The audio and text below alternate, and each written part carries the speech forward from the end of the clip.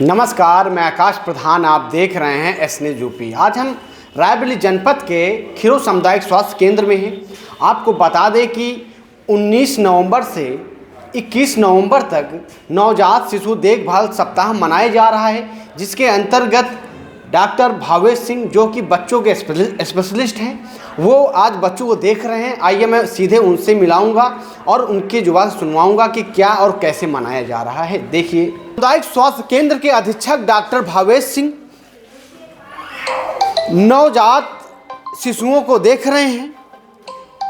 और सबसे बड़ी बात, मैं एक चीज़ ये कह देना चाहता हूँ कि इस सामुदायिक स्वास्थ्य केंद्र के लिए एक बड़ी उपलब्धि यह भी है कि डॉक्टर भावेश सिंह जो हैं वो बच्चों के स्पेशलिस्ट हैं। बच्चों के स्पेशलिस्ट सामुदायिक स्वास्थ्य केंद्र में आना एक अपने आप में एक अलग बात है, क्योंकि सामुदायिक स्वास्थ्य केंद्र के में स्पेशलिस्ट डॉक्टर के रहने से कई बार नवजात बच्चों की जो जानें हैं वो भी बच जाती हैं।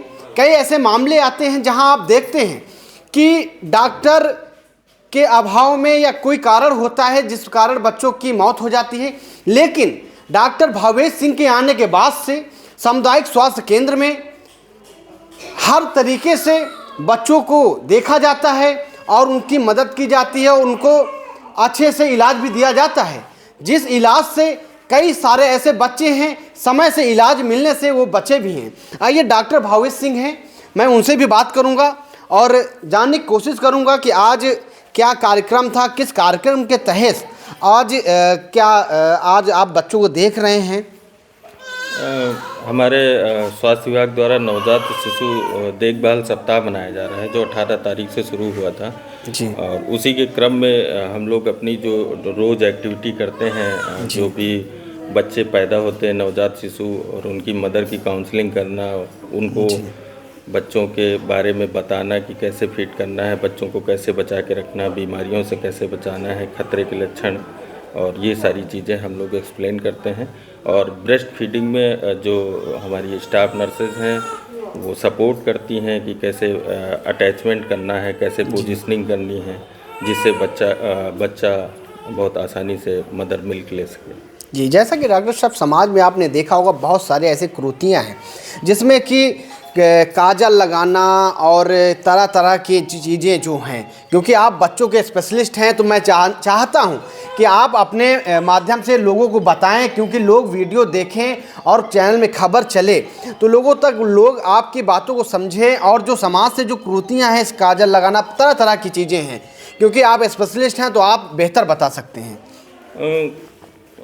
हमारे समाज में बहुत पुराने समय से ये सब चीज़ें होती रही हैं और होती आई हैं, लेकिन तब जागरूकता नहीं थी, इतने डॉक्टर नहीं थे। अब आज जागरूकता हो गई है, सारे डॉक्टर अवेलेबल हैं, तो उन सब चीज़ों को जो बहुत पहले से चली आ रही हैं, उनके जो सही तरीके हैं उनके बारे में बताना हम लोगों की जिम्मेदारी है।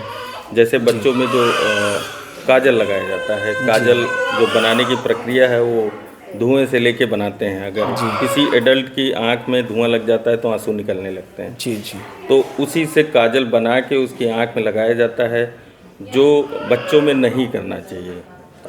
उससे क्या होता है कि एक तो आप कार्बन डायरेक्ट अप्लाई कर रहे हैं आंख में, और दूसरी चीज़ आप अपने गंदे हाथों से लगा रहे हैं, सोर्स ऑफ इन्फेक्शन दे रहे हैं। जी जी। कभी कभी लगाते समय बच्चे की आंख में इंजरी भी हो सकती है, तो ये सब नहीं करना चाहिए। अगर आपको लगता है पारंपरिक रूप से और जो हमारे समाज में माना जाता है उसके हिसाब से अगर आपको काजल लगाना है तो आप मत्थे पे 2 बिंदी लगा के अपनी संतुष्टि कर सकते हैं। जैसा कि डॉक्टर साहब, लोग कहते हैं, समाज में बहुत तरीके के लोग हैं, कहते हैं कि काजल लगाने से आंखें बढ़ती हैं।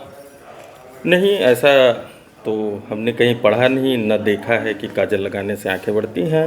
हालांकि आंखें बढ़ेंगी नहीं, लेकिन उन दोनों आंखों को नुकसान आप ज़रूर कहीं ना कहीं कर रहे हैं। तो मतलब काजल लगाने से नुकसान हो सकता है आंखों का?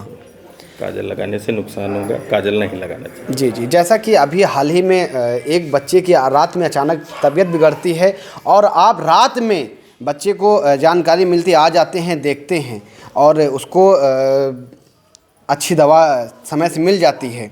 अगर स्पेशलिस्ट आप हैं तो उसका लाभ मिल रहा है यहाँ के लोगों को।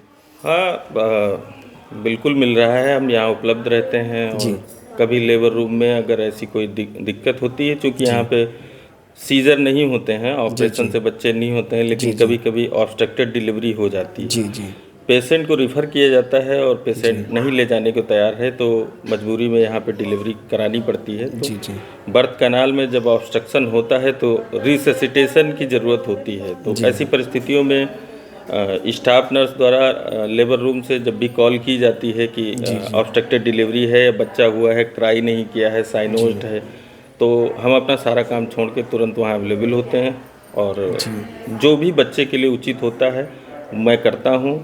और अब तक 7-8 ऐसे बच्चों की जान मैंने बचाई है, और जो अगर मेरे द्वारा रिसस्टेट नहीं किए जाते तो वो शायद उनकी जान भी जा सकती थी। मैंने उनको रिसस्टेट करके यहाँ से प्रॉपरली भेजा है।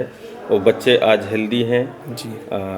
जिला अस्पताल में गए, वहाँ से लखनऊ रेफ़र हुए, लखनऊ से बैक डिस्चार्ज होके आए हैं और हेल्दी हैं। मेरे पास वैक्सीनेशन के लिए आते हैं। तो ऐसे बच्चों को मैं जब देखता हूँ तो मुझे भी खुशी मिलती है कि ये वही बच्चा है जो लेबर रूम में साइनोज पड़ा था, इसको मैंने रिसस्टेट किया। जैसा कि जनता को सीधा फायदा मिल रहा है आपके आने से। हाँ, कहीं ना कहीं जो गैप्स थे, जो यहाँ पे सुविधाएं नहीं उपलब्ध थी, वो सुविधाएं तो डायरेक्टली मिल ही रही। देखते रहें एस न्यूज़ यूपी, आकाश प्रधान साहब।